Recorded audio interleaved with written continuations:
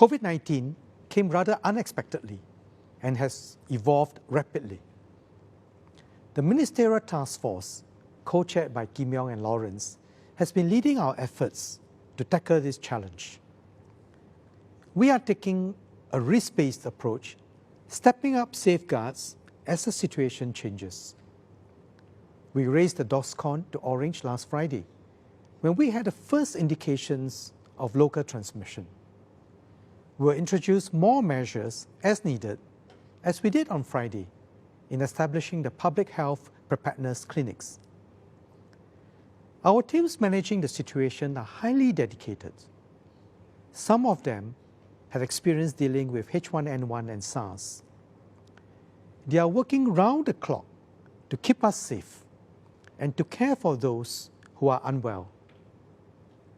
Contact tracing is in place, enabling us to identify clusters early so that we can better reduce the spread.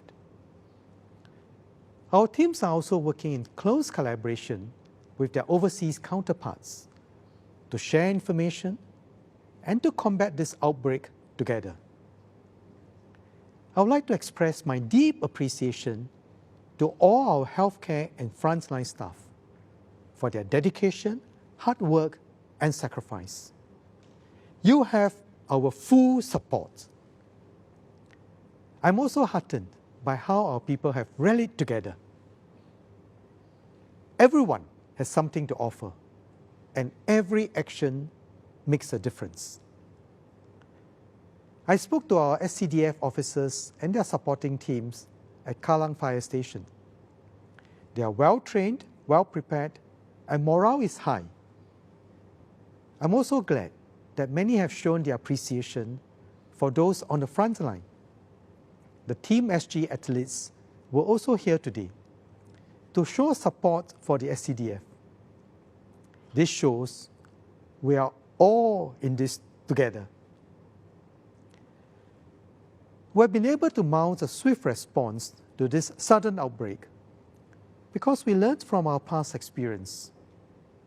We have built up capabilities over the years and learned to adjust our approach as the situation develops. Today, beyond what we have already put in place, I want to highlight 3 other responses that will help us through this outbreak. First, mobilizing our new capabilities. Second, supporting our businesses and workers. And third, strengthening our social resilience. First, mobilizing our new capabilities. We learned the hard way from SARS in 2003.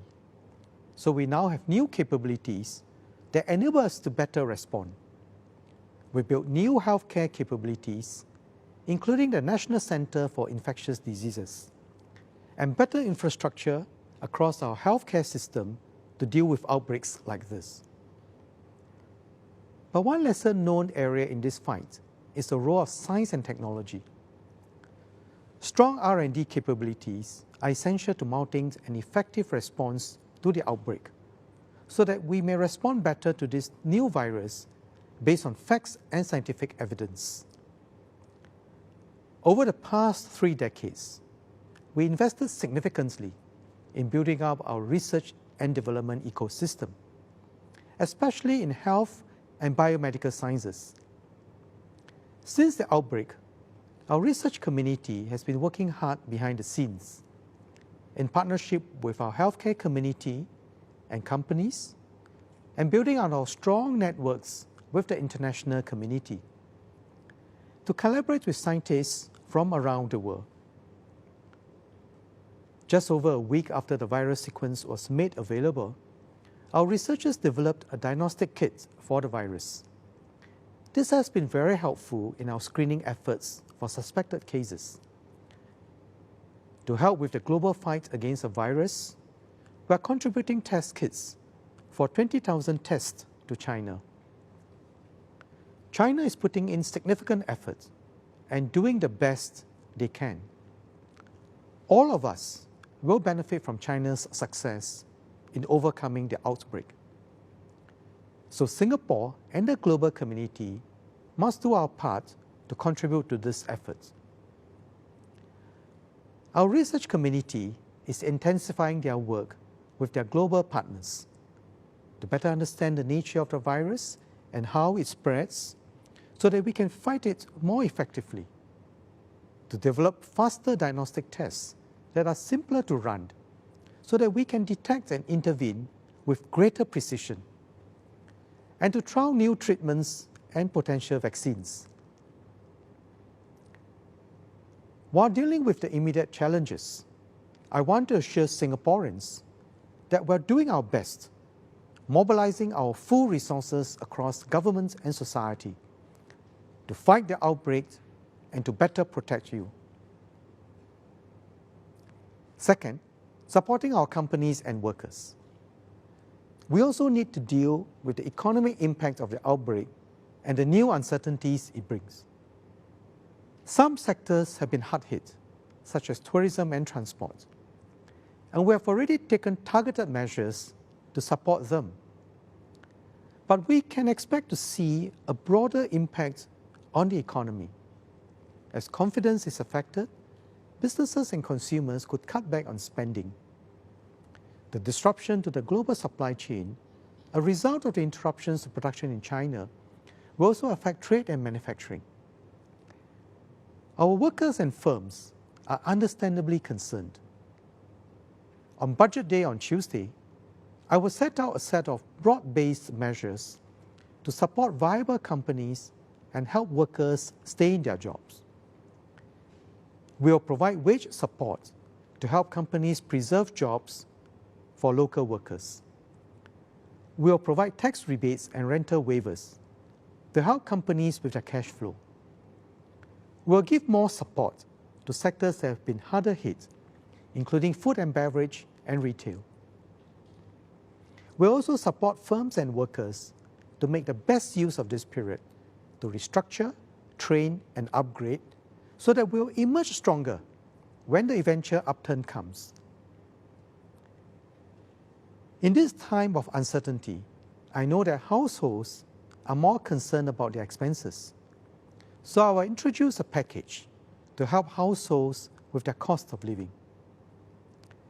Never doubt that Singapore has the means to bounce back from this outbreak. I assure you, as Finance Minister, that this government will do all that is necessary to get workers and companies hit hard by this global health crisis back on their feet. With all these additional support measures, you have my assurance that we will rebound from this. Never fear. Finally, we need to strengthen our social and psychological resilience in this fight against COVID-19. I understand many are feeling anxious and uncertain. Let's turn our fears and anxieties into concrete action that each of us can take to play a part in this fight. Start by looking after yourself. Observe good personal hygiene. Let's develop this discipline. Wash your hands regularly and avoid touching your face. Stay updated on the situation from credible sources. Be discerning about what you read on social media. Let's all be socially responsible. See a doctor if you are unwell. Stay home if you are on medical leave, and do not mingle with other people. If you are well, carry on with normal life as far as possible. And do not panic buy or spread rumors. With enough supplies of food and an adequate stockpile of masks and other essential items, if used responsibly, we are actively replenishing our supplies and stockpiles from a diverse range of sources. But if you hoard this will deny others with real needs. Let's also care for others. I'm inspired by the many examples of generosity and kindness shown by Singaporeans. This may be simple acts, but they demonstrate the best of the Singapore spirit. SG United is our rallying call for this outbreak in a whole society effort. The outbreak is a test of our social cohesion and our psychological resilience. We can all do more to help those around us, and we can speak and act with hope and care. Together, we can overcome this outbreak and emerge stronger and more united as one people.